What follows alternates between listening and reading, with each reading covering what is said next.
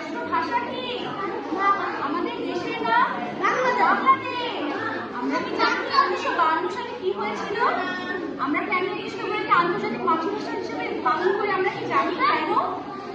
কারণ পাকিস্তানিরা বলেছিল আমরা আর বাংলায় কথা বলতে পারবো না, আমাদেরকে উর্দুতে কথা বলতে হবে। তাই আমাদের কিছু দেশপ্রেমী ছাত্রছাত্রী ভাই ও বোনেরা জানো আমাদের বাংলা ভাষাকে রাষ্ট্রভাষা হিসেবে দাবি করার জন্য নানান ধরনের আন্দোলন মিছিলের আয়োজন করেছে জানো।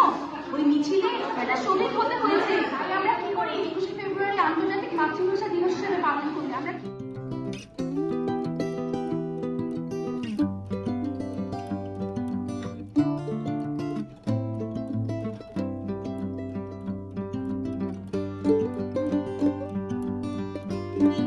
আমরা একটা ডগের গল্প শুনবো।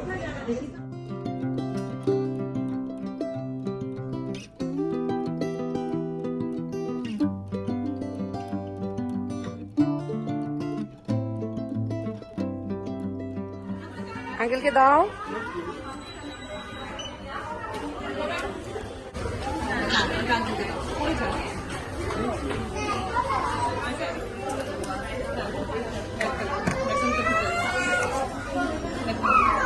থ্যাংক ইউ বলবো।